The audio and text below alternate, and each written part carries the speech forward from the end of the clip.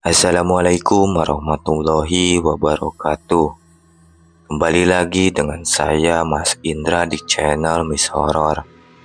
Pada video ini saya akan menceritakan sebuah cerita kisah nyata menyeramkan yang ditulis oleh akun Twitternya @tioseta yang berjudul Petaka Tumbal Muara Sungai Berdarah. Oke, sebelum masuk ke ceritanya, jangan lupa subscribe, like, komen, dan share. Dan jangan lupa nyalakan lonceng notifikasinya agar tidak ketinggalan cerita-cerita lainnya. Langsung aja kita masuk ke ceritanya. Suara deru mesin truk tronton memecah keheningan malam, menggentarkan seluruh desa yang biasanya sunyi. Dalam sekejap, suasana berubah kacau dengan letusan senjata api yang ditembakkan ke udara, menciptakan kepanikan di setiap sudut desa. "Bukan, saya bukan bagian dari mereka," Martojo berteriak. Suaranya parau, ia berusaha meyakinkan para serdadu yang mengepung desa. Dia bersikeras menolak dibawa pergi, meski orang-orang itu semakin mencengkramnya. "Semua nama sudah tercatat. Ikut kami." Serdadu-serdadu berpakaian seragam tegas memerintah, tak memberi celah untuk penolakan. Mereka meraih tangan Martojo, mengikatnya dan memaksa dia masuk ke dalam truk tronton, bersama dengan orang-orang lainnya yang bernasib sama. Sumarwi, istri Martojo, menangis terseduh. "Suami saya tidak terlibat. Kami hanya petani biasa." Namun tangisannya tak dipedulikan. Dia tahu suaminya akan menghadapi sesuatu yang buruk, sesuatu yang mungkin tidak akan pernah kembali. Suwarni terjatuh ke tanah ditendang kasar oleh seorang tentara. "Suwarni!" Martojo tak kuasa melihat istrinya diperlakukan begitu keji. Hatinya hancur. "Diam!" salah seorang serdadu berseru dingin. "Jika kau terbukti bersalah, mereka juga akan menanggung dosamu." Truk tronton itu perlahan bergerak, meninggalkan desa yang kini kembali diliputi keheningan mencekam. Di dalamnya, Martojo terkurung bersama puluhan orang lain yang nasibnya tak jelas. Suwarni dengan hati yang hancur menitipkan anak-anaknya kepada seorang tetangga. Ia lalu mengambil sepeda suaminya, sepeda yang biasanya digunakan Martojo untuk pergi ke ladang. Kini menjadi kendaraan terakhir Suwarni memastikan nasib suaminya itu. Walau sulit mengikuti kendaraan itu, Suwarni berhasil menemukan truk tronton itu berhenti di pinggir jalan menuju sebuah sungai.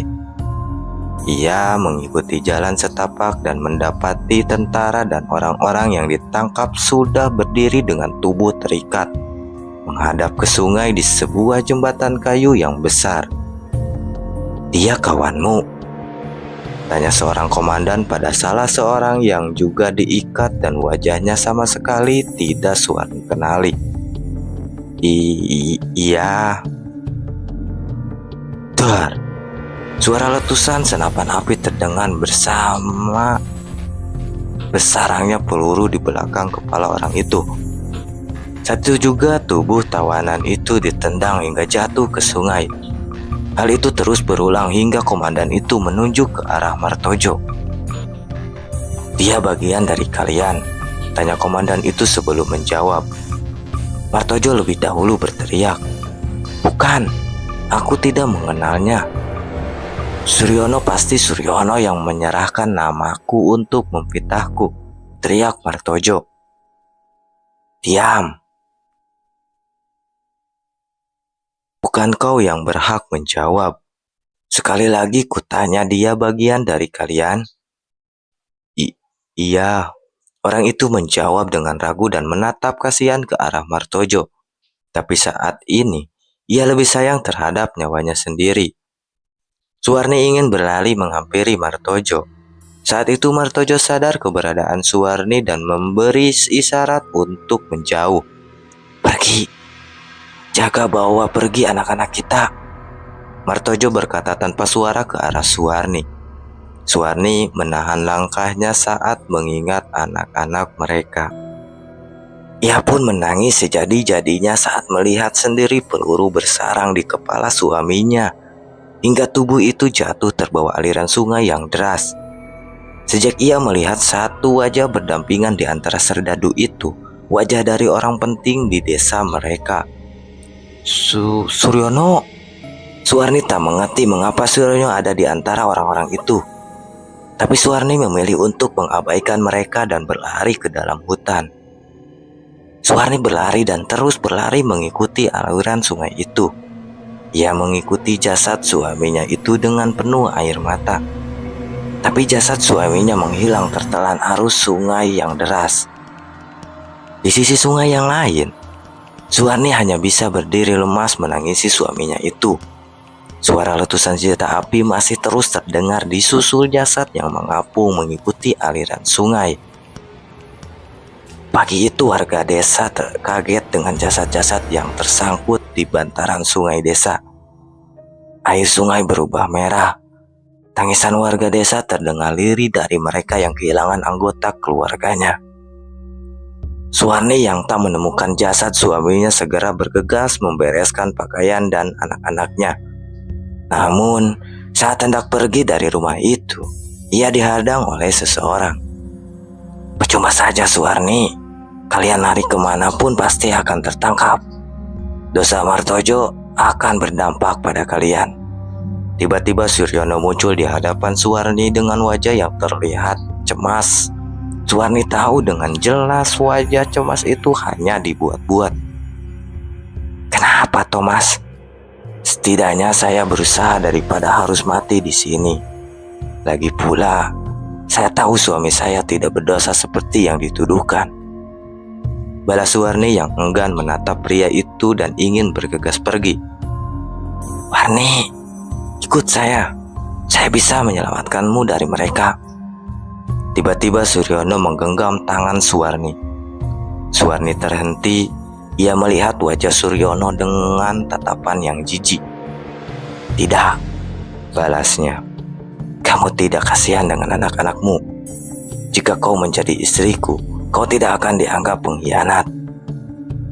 Suwarni berhenti. Ia menatap kedua anaknya. Ia tak mampu membayangkan bagaimana jika kedua anaknya bernasib sama dengan ayahnya. Mata Suwarni pun berkaca-kaca demi kedua anaknya. Ia pun terpaksa merelakan dirinya mengikuti Suryono sebagai tebusan atas keselamatan anak-anak. Walau begitu, ia tahu dengan benar pria yang bernafsu untuk menikahinya itu. Ia tahu benar bahwa pria itu adalah biang kerok dari seseorang yang menyebabkan kematian seseorang yang dicintainya. Suwarni menyimpan dendamnya rapat-rapat dan berjanji pada dirinya untuk membalas dosa yang dilakukan Suryono dengan karma yang jauh lebih mengerikan. 5 tahun berlalu. Setelah menyingkirkan semua pesaingannya, bisnis Suryono berjalan dengan lancar. Tak hanya menguasai beberapa tanah yang ia akui dan ia mainkan bersama pejabat daerah, Suryono juga sukses mengembangkan pabrik tekstil rumahnya. "Ini kenakan. Malam ini kita akan kerumung orang-orang penting." Suryono memberikan sebuah pakaian kebaya cantik kepada Suwarni. "Iya, Mas." Suwarni menurut. Saat itu hidup Suwarni terjamin sebagai istri Suryono. Awalnya Suryono melakukan Suwarni dan kedua anaknya dengan baik. Sampai akhirnya Suwarni melahirkan anak dari Suryono yang kini sudah berumur 3 tahun yang bernama Marni. Sejak kelahiran Marni, perlakuan Suryono terhadap kedua anak Suwarni, Narsih dan Surip berubah drastis. Ia tidak segan-segan memukul dan mengunci mereka berdua di kamar jika tidak senang. Tapi Suwarni tak dapat berbuat apapun. Jika membela Narsih dan Surip, Suryono tak segan-segan melukai Suwarni dan semakin kejam pada Narsi dan Surip. Ia hanya terus berdoa agar Suryono mendapatkan karmanya. Suwarni adalah pakaian kebanggaan Suryono, kecantikan, dan bagaimana cara dia merebut Suwarni dari Martojo adalah kebanggaan baginya. Mengalahkan saingannya mengambil istrinya sebagai tebusan adalah kemenangan besar baginya. Tapi setiap Suwarni mengikuti pertemuan Suryono, dengan Suwarni semakin tersulut. Bisnis kita berhasil karena Pak Suryono. Jika orang-orang itu tidak disingkirkan, mana mungkin kita bisa bersaing? Sekarang seluruh desa sudah loyal terhadap Bapak. Mencalonkan menjadi kepala desa pun pasti akan mudah.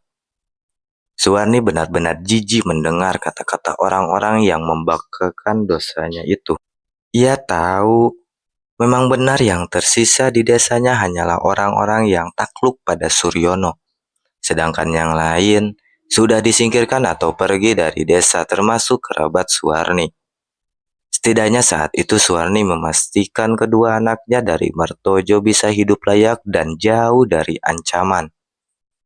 Ia berusaha diri menahan dendamnya demi kedua anaknya. Ia yakin Suryono akan mendapatkan karmanya. Sampai ia dihadapkan pada sebuah kejadian. Brak! Suara pintu terbuka dengan paksa. Suryono pulang di malam hari dengan membawa teman-temannya dalam keadaan mabuk. Saat itu Suwarni tengah pergi melayat kerabat kepala desa bersama ibu-ibu di desanya. Buka saja pintu itu. Ada perempuan cantik untuk kalian, teriak Suryono. Ketiga temannya yang sedang mabuk pun membuka paksa pintu itu dan mendapati Narsi dan Surip yang meringkuk ketakutan. Melihat anak perempuan berumur belasan tahun itu, nafsu pun semakin menguasai mereka. Keluar! Teriak pria yang mendobrak pintu itu menunjuk pada Surip. Enggak, jangan. Jangan apa-apakan Baku. Surip mencoba membela kakaknya. Bah! Sebuah pukulan menghantam wajah Surip. Ia diseret keluar dan mereka melampiaskan kekesalannya pada Surip. Jangan. Narsi benar-benar ketakutan. Ia tidak tega melihat keadaan Surip, namun saat ini ia pun dalam bahaya. Pintu ditutup. 3 orang pria berada di kamar itu bersama Narsi yang tak berdaya. Suara tangisan dan teriakan terdengar dari dalam. Narsi tak mampu melawan ketika orang-orang Suryono memperkosanya. Dan mengerikan itu merenggut kesucian seorang anak yang tidak mengerti apa-apa. Surip dibiarkan di luar rumah dengan pintu yang terkunci. Dalam keadaan babak belur, ia terus menggedor-gedor pintu meneriaki nama kakaknya itu. Banarsi! Lepaskan Banarsi! Teriaknya dengan putus asa. Tidak ada warga yang berani mendekat. Mereka tak mau berurusan dengan murka Suryono. Saat Suwarni pulang, ia melihat Surip menangis di depan pintu dengan putus asa. Bu, Banarsi bu, tangis Surip. Brak. Tanpa bertanya, Suwarni menggebrak pintu rumahnya. Suryono, buka. Tak butuh waktu lama. Seseorang membukakan pintu itu. Mereka tertawa menikmati kenikmatan yang ia dapatkan dari seorang anak yang masih lugu itu. Kau, apa yang kau lakukan? Umpat Suwarni. Plak. Kau tak pantas berucap kasar padaku, balas Suryono pada Suwarni. Tamparan keras menghantam pipinya. Apa yang kau lakukan pada mereka? Aku sudah menggadaikan diriku padamu sebagai tebusan untuk keselamatan mereka. Tapi apa yang kau lakukan? Teriak Suwarni. Plak. Suryono tak menjawab apapun. Ia hanya terus menampar dan menyiksa Suwarni tanpa belas kasihan. Saat itu juga ia sadar bahwa ia tak akan berdaya menghadapi Suryono dan orang-orang itu. Ia pun memeluk Narsi erat-erat dan mengunci diri bersama Surip di kamar. Tangisan mereka bertiga pun menggema di malam itu. Namun, Suryono tak peduli. Ia dan orang-orangnya pergi meninggalkan rumah dan kembali melanjutkan malam mereka. Akan ibu balas semua dosa yang mereka lakukan pada kalian. Karma yang ia dapatkan tidak akan mudah. Ini alamat Eyang. Kalian pergi dan tinggallah di sana. Semua yang kalian bawa harusnya cukup untuk hidup selama beberapa tahun. Suwarni mengantarkan kedua anaknya ke terminal. Mereka menaiki bus menuju Ngawi, tempat Eyangnya tinggal. Terus ibu? Tanya Surip. Ibu harus terus di sini, nak. Jika ibu pergi, Suryono pasti akan mencari kalian. Ibu akan menyusul. Narsi hanya diam. Trauma yang ia dapati di malam itu membuat dirinya benar-benar berubah. Ia menjadi jarang berbicara hingga sulit berhadapan dengan orang lain. Ibu janji, Suri memastikan. Suwarni terlihat ragu, namun ia tak ingin membuatnya khawatir. Ibu janji. Suwarni meneteskan air mata mengantarkan kepergian bis yang membawa kedua anak-anaknya itu. Ia tak segera kembali ke rumah Suryono, melainkan pergi ke sebuah tempat yang sudah rencanakan untuk didatangi sejak lama. Sebuah rumah tua terlihat di tengah hutan. Nyala lampu minyak terlihat dari bangunan yang tak mungkin dijangkau oleh aliran listrik pada masa itu. Ada seseorang yang telah menantinya, seolah tahu bahwa Suwarni akan datang menemuinya. Bah, harus bantu saya, bah. Suwarni duduk bersimpu di hadapan seorang kakek yang tua namun terlihat masih begitu tegap. Ia memanggilnya dengan nama Bah Karso. Kau memintaku menyantet Suryono. Walaupun aku ini dukun, aku masih tak bisa menghadapi pembalasan dari orang-orang di sekitarnya. Balas Bah Karso. Bukan, bah, saya ingin lebih dari itu. Suwarni membalas dengan tatapan yang datar. Dengan mudah, Bah Karso sudah membaca niat bulat dari Suwarni. Tetap belum sempat membalas, Suwarni sudah menyodorkan sebuah peti kayu dengan perhiasan emas yang begitu banyak. Ini cukup untuk Mbah pergi. Setelah membantu saya, Bah Karso tak perlu turun tangan sendiri. Semua ritual yang saya akan lakukan. Saat itu wajah Mbah Karso terlihat cemas. Ia menatap sedikit takut ke arah Suwarni.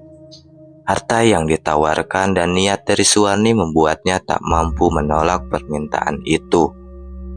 Kamu siap menanggung dosa dan karma atas semua ini? Siap, bah. Bah Karso memberikan sebuah kertas bertulisan aksara kuno bersama goresan gambar bersama sosok makhluk. Kenakan kain berwarna merah. Temui sosok itu di hulu sungai. Rayulah hingga ia mampu mengabulkan keinginanmu. Siapa dia, Mbah? Suwarni melihat goresan gambar sosok makhluk hitam dengan wujud yang tua.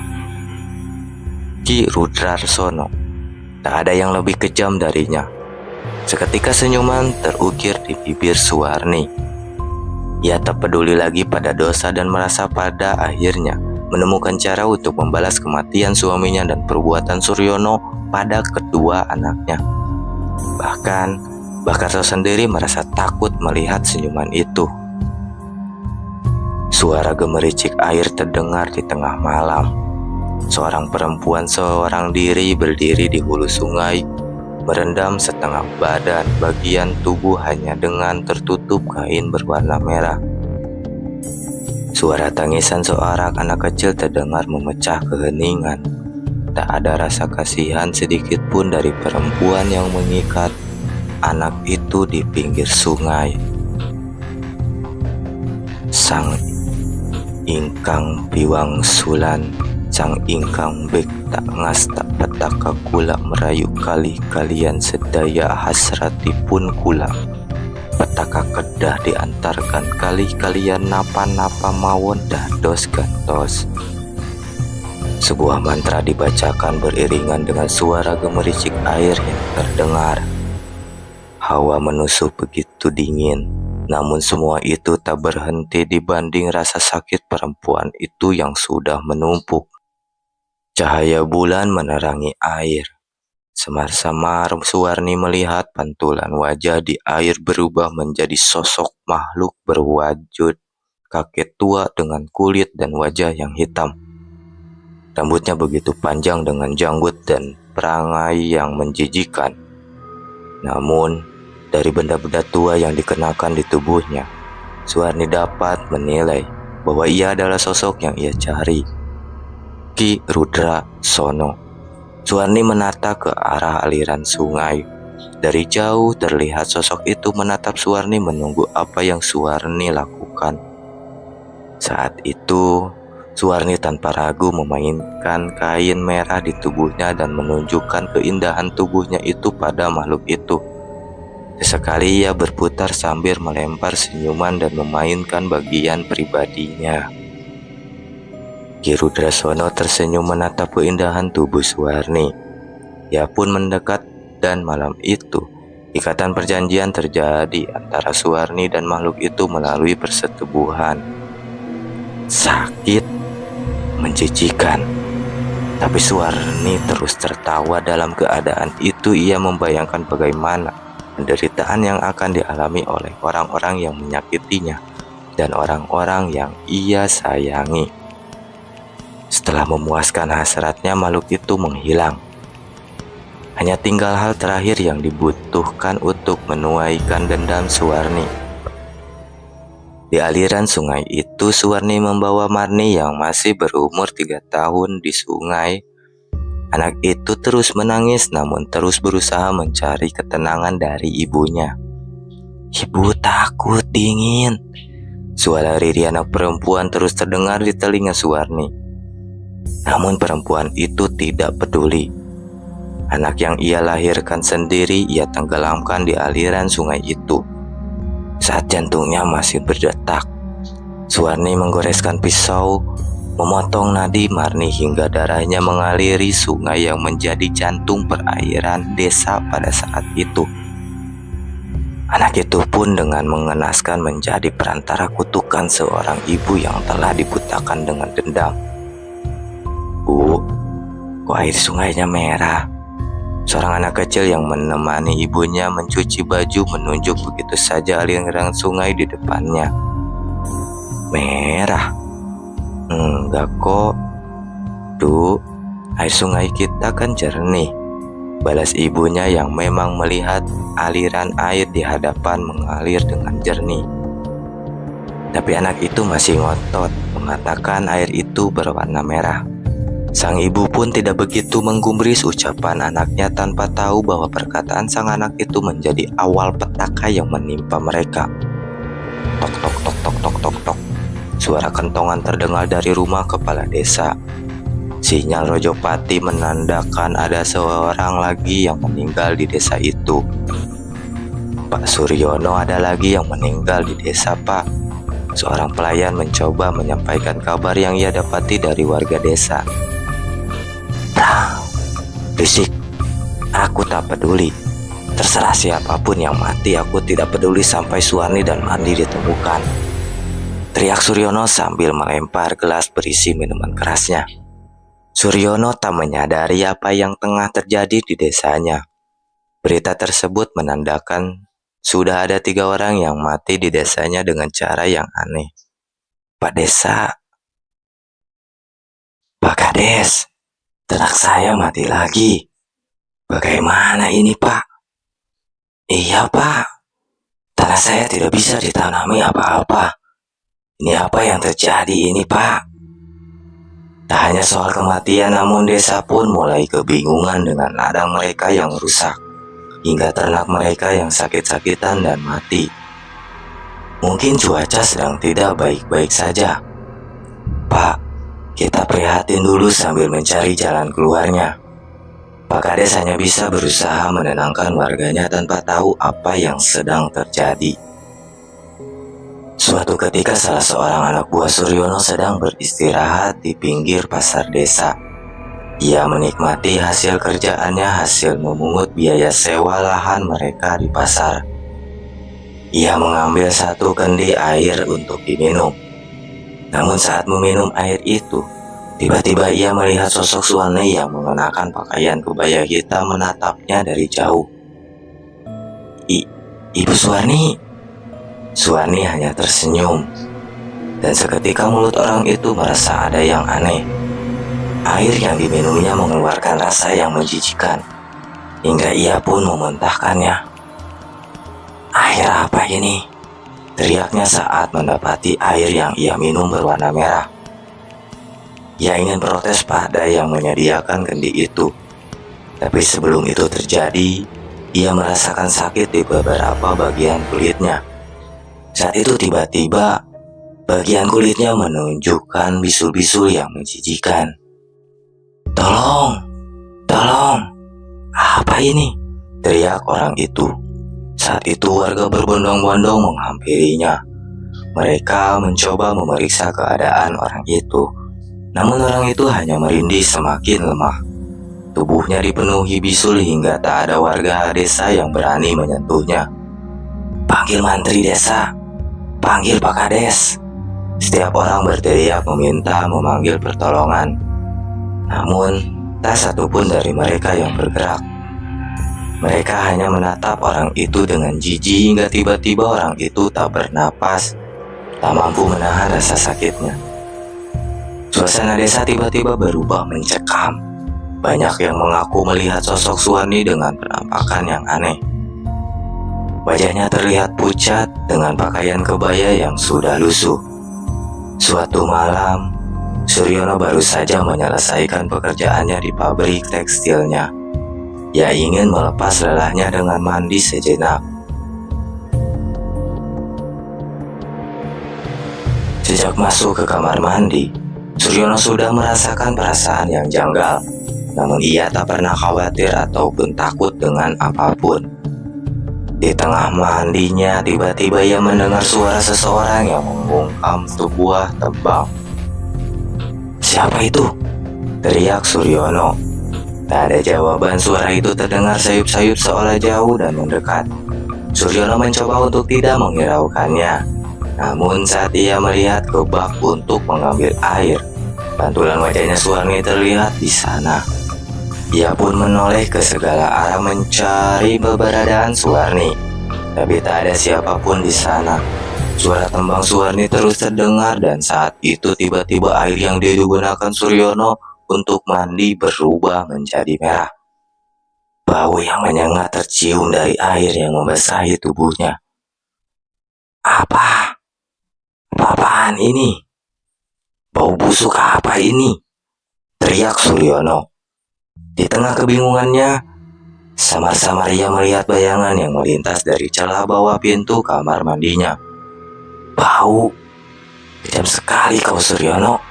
Itu adalah bau dari jasad Marni anakmu. Hahaha. Suryono mengenal suara itu. Ia pun bergegas membuka pintu itu dan mencari sosok yang menertawakannya itu. Suwarni, berani-beraninya kau, teriaknya. Ia keluar dari kamar mandi namun ia tak menemukan sosok bayangan yang ia lihat tadi. Suara tembang pun tak lagi terdengar. Saat itulah Suryono merasakan perasaan aneh di tubuhnya. Sedikit demi sedikit kulitnya melepuh. Bisul muncul dan menimbulkan rasa sakit yang amat sangat. Ini belum selesai Suryono. Tebusan atas dosa-dosamu kan jauh lebih menyakitkan dari ini. Suara bisikan Suwarni terdengar di telinga Suryono. Saat itulah Suryono merasa ketakutan yang sebenarnya.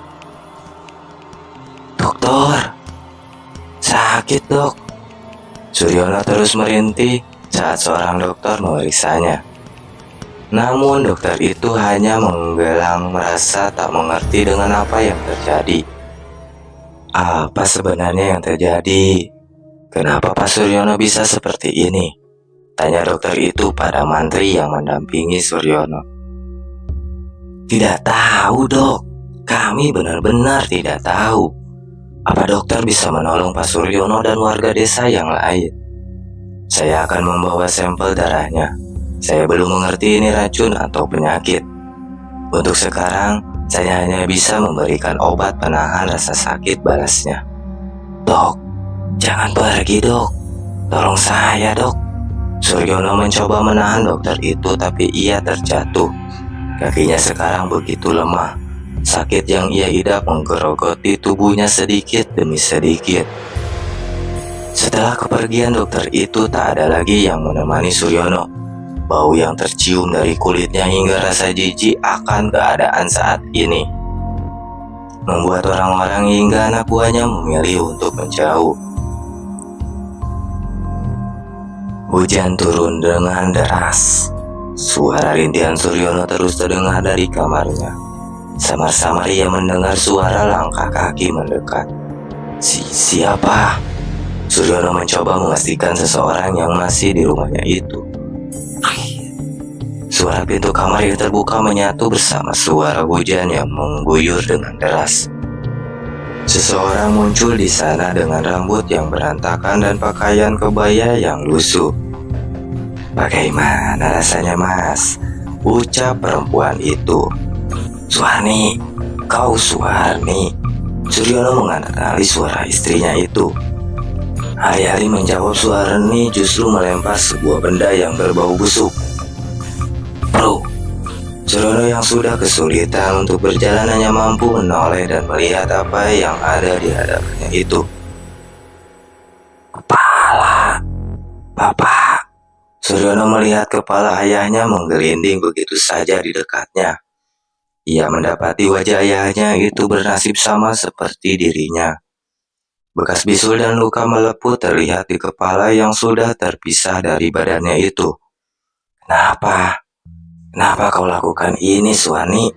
Aku sudah begitu baik padamu, teriak Suryono. Baik?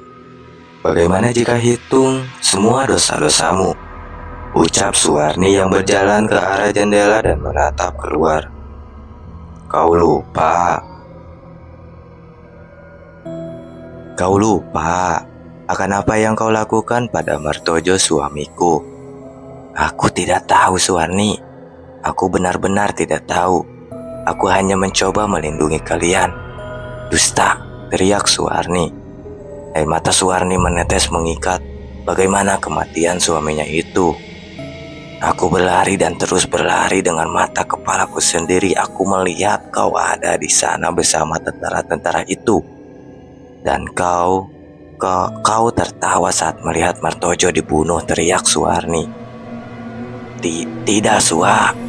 Aku berlari mengikuti aliran sungai berusaha menyelamatkan setidaknya jasad suamiku, dan malam itu aku bersumpah untuk membalaskan semuanya.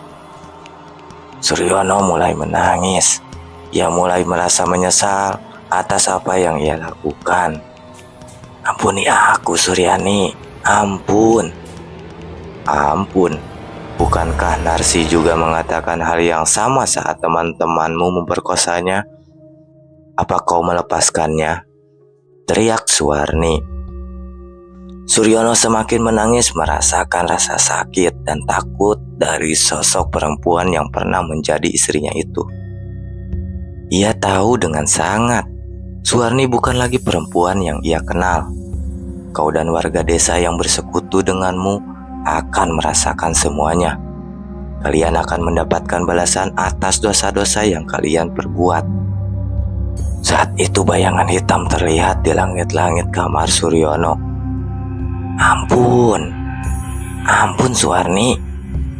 Aku lakukan apapun. Suwarni berhenti sejenak di pintu kamar Suryono. Ia menoleh ke belakang dengan senyuman sinis. Nikmatilah, kekasihku yang barulah yang akan membuat perhitungan denganmu.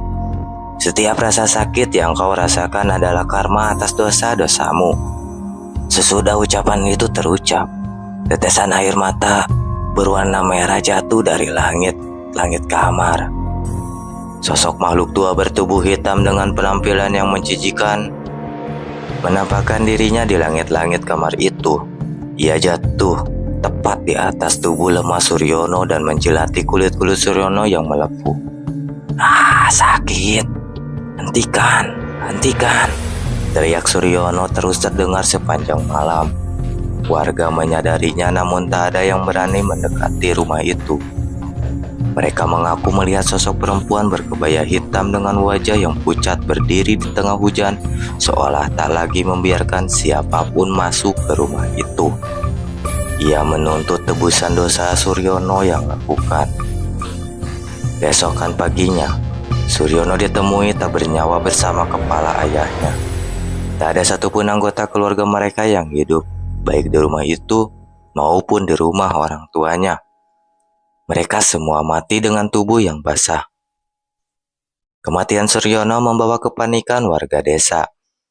Wabah tak kunjung berhenti hingga semakin banyak tanah yang tandus dan rumah-rumah yang ditinggalkan warga. Mereka yang memiliki modal untuk pergi memilih untuk meninggalkan desa, namun mereka yang tak memiliki apapun hanya bisa pasrah menerima keadaan di sana. Sudah menjadi perbincangan bahwa sosok Suwarni sesekali terlihat di desa. Sosoknya begitu ditakuti hingga ada yang mengatakan bahwa saat ada yang melihat sosok Suwarni, tak lama lagi akan ada kematian di desa. Warga desa yang bersenggolan dengan Suryono benar-benar takut pada Suwarni yang membawa dendam atas dosa-dosa yang mereka lakukan. Selama lebih dari 2 tahun warga desa terus berjuang. Mereka mencoba bertahan, mengandalkan bahan pangan dari desa tetangga, bercocok tanam, bahkan berternak. Namun, semua usaha sia-sia, tidak ada satupun yang berhasil. Desa yang dulu dikenal karena pabrik sederhananya dan pertumbuhan ekonominya yang menjanjikan, kini berubah menjadi desa mati, sunyi, dan penuh derita. Mereka sudah mencoba berbagai cara, melakukan ruatan, memanggil orang pintar, hingga melarui sesaji sebagai tebusan dosa atas yang desa mereka pernah lakukan. Namun semua itu tak ada hasilnya. Suatu ketika, warga desa melihat ada beberapa orang yang mendatangi desa itu. Samar-samar, mereka mengenal wajah-wajah yang datang dengan wajah cemas itu. "Narsi, Surip," Pak Kades berbisik sambil melangkah mendekati mereka. Dia mengenali kedua sosok itu yang datang bersama Eyang Warto, kakek mereka, untuk kembali ke desa. "Iya Pak, kami kangen sama ibu. Ibu tidak kunjung menyusul ke Ngawi. Jadi saya mengajak Eyang menemani kami menjemput ibu," jawab Surip. Pak Kades terdiam sejenak, wajahnya mendadak pias. Bagaimana dia harus menjelaskan apa yang telah terjadi di desa ini? Sementara itu, Nasi dan Suri tampak bingung melihat desa yang dulu mereka kenal kini berubah menjadi bayang-bayang suram. Dari masa lalunya itu seperti desa mati. "Kita ngobrol di rumah saja ya," ajak Pak Kades. Eyang Warto yang menyadari keanehan di desa pun setuju untuk mendengar cerita Pak Kades di rumahnya. Dan betapa kagetnya mereka saat mendengar cerita dari warga desa bahwa Suwarnilah yang menyebabkan malapetaka di desa itu. "Ibu, apa yang sebenarnya ibu lakukan?"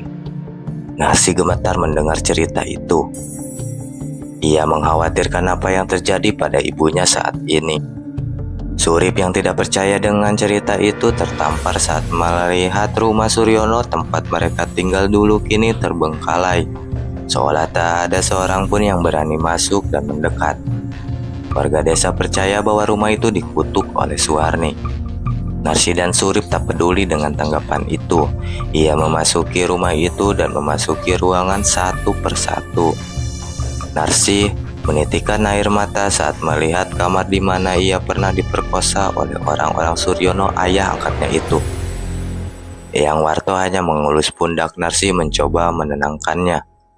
Luka itu memang tak akan pernah sembuh, tapi setidaknya waktu akan mengikis sedikit demi sedikit hingga Narsi memulai hidupnya yang baru. Saat mendatangi kamar mandi, mereka melihat air yang keluar dari pancuran berwarna merah. Sejak kapan air di desa ini berwarna merah, Pak? Tanya Surip pada Pak Kades. Merah? Airnya bening kok, jawab Pak Kades yang memang melihat air mengalir itu berwarna bening. Narsi dan Surip saling berpandangan.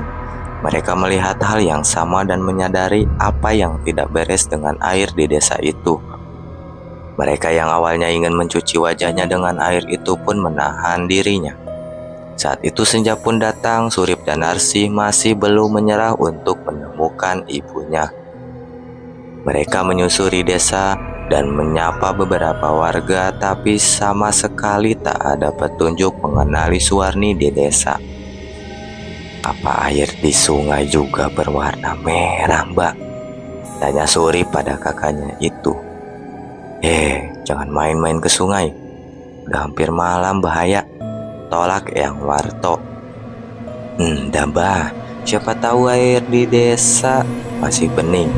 Paling enggak kita bisa cuci muka dan mengisi pembekalan air. Balas Narsi yang sepakat mencari alasan dengan Surip. Air merah gimana, Tondu? Di desa juga airnya bening. Surip dan Narsi tetap bersikeras untuk datang ke sungai. Selain membutuhkan air yang bersih, menurut penglihatan mereka juga mendapat firasat untuk datang ke sungai. Takut cucu-cucunya ketawa. Eyang Warto pun menemani Narsi dan Surip menuju ke sungai. Saat itu Eyang Warto melihat sungai hanya seperti sungai biasa pada umumnya. Tapi Narsi dan Surip terlihat ketakutan dengan wajah yang pucat. Mbak, itu apa? Surip mendekat ke Eyang dan kakak perempuannya itu. Enggak tahu dek. Suara rintihan terdengar di telinga Narsi dan Surip. Di desa itu mereka melihat begitu banyak makhluk bergelimpangan merintih kesakitan. Mereka tahu dengan jelas bahwa makhluk itu bukanlah manusia. Apa yang kalian lihat? Eyang Warto cemas. Orang-orang, Eyang. Mereka kesakitan seolah ada yang menyiksa mereka di pinggir sungai itu, jelas Surip. Bukan. Harusnya kita kenal wajah mereka. Itu warga desa yang katanya tadi sudah meninggal. Narsi menyadari sosok-sosok yang mereka lihat di sungai yang mengalirkan air berwarna merah itu. Pemandangan itu benar-benar mengerikan di mata mereka. Namun saat itulah Narsi sadar bahwa orang-orang itu adalah orang-orang yang pernah menyakiti dirinya dan ibunya. Ia merasa bahwa benar ada hubungan antara ibunya dan semua kejadian ini. Narsi, Surip, kalian mau kemana? Mereka pun menapaki jalan setapak itu dan mendekati ke sungai yang terlihat mengerikan di mata mereka itu. Semakin dekat, mereka semakin bisa memastikan wajah-wajah rusak dari roh warga desa yang dikutuk itu. Ibu, Narsi dengan polosnya mencoba memanggil ibunya. Ibu, ini Surip sama Mbak Warsi. Teriak Surip yang menyatu dengan suara aliran sungai. Tak ada yang membalas panggilan mereka, namun mereka tidak menyerah dan terus memanggil. Sayangnya, tetap saja tidak ada jawaban dari tempat mengerikan itu. Sudah, nak, kita pulang sekarang, ajak Eyang Warto yang benar-benar khawatir dengan kesedihan kedua cucunya itu. Sebelum meninggalkan sungai itu, Narsi kembali berpaling dan menatap ke arah sungai. Ibu, sudah ya bu, Narsi sudah memaafkan mereka. Narsi dan Surip ingin berusaha untuk bahagia. Sudahi dendam ibu ya. Ampuni warga desa, ucap Narsi. Surip tahu ibu orang baik. Surip ingin sampai besar mengenal ibu sebagai orang baik, tambah Surip. Selesai mengucapkan kalimat itu dengan menitikkan air mata, mereka pun pergi meninggalkan sungai.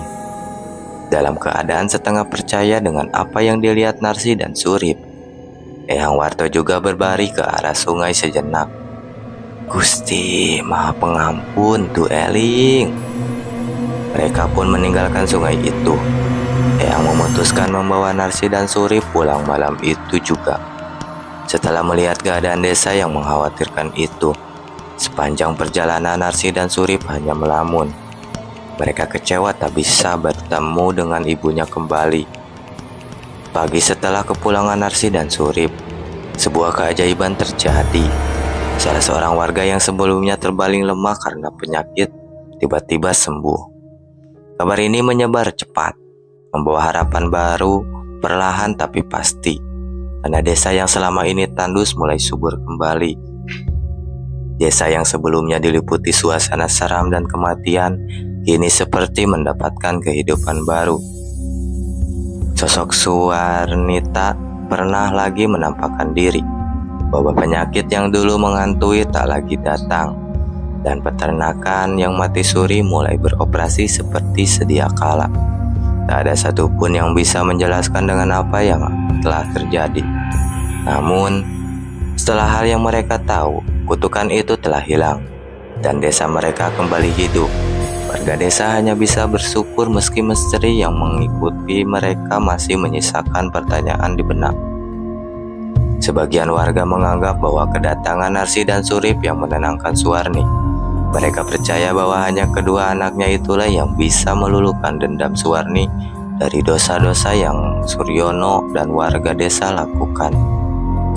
Suara gemericik air menyambut kedatangan Mbah Karso saat ia hendak membasuh tubuhnya di sungai. Pagi itu terasa damai di dekat lereng gunung, tempat ia tinggal di gubuk sederhana yang ia bangun sendiri. Ia menikmati ketenangan pagi yang biasa hingga tiba-tiba air sungai di hadapannya berubah menjadi merah. Darah suaranya tak lagi menenangkan. Ada bisikan lirih, teriakan kesakitan yang mengalir bersama arus. Mbah Karso tertegun. Hatinya diliputi ketakutan yang tak bisa dijelaskan. Ia buru-buru keluar dari sungai. Tubuhnya gemetar. Namun saat ia menatap air kembali, segalanya tampak normal. Tidak ada darah, tidak ada suara, hanya air sungai yang jernih mengalir seperti biasa. Mbah Karso kebingungan. Tangannya meraba jimat yang tergantung di lehernya, berharap perlindungan, namun penglihatan mereka itu juga pergi dari pikirannya.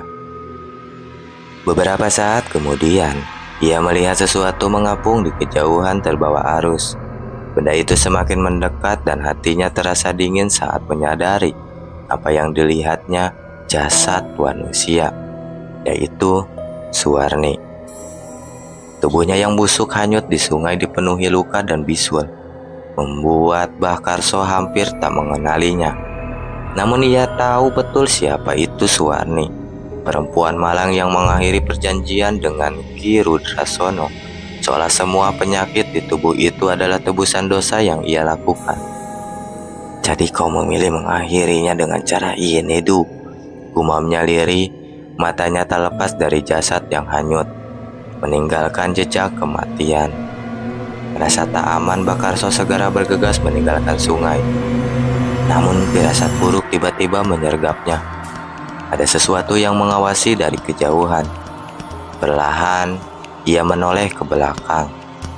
Wajahnya sedikit pucat. Di seberangi sungai berdiri sosok mengerikan, makhluk bertubuh hitam, legam, dengan kulit melepuh, dan menjijikkan. Mata makhluk itu menatapnya tajam, penuh amarah. Ki Rudrasono. Sosok itu menunggu Mbah Karso mempertanggungjawabkan dosa-dosanya. Dosa seorang dukun yang telah menyesatkan banyak orang yang melalui perjanjian terkutuk ini. Tamat.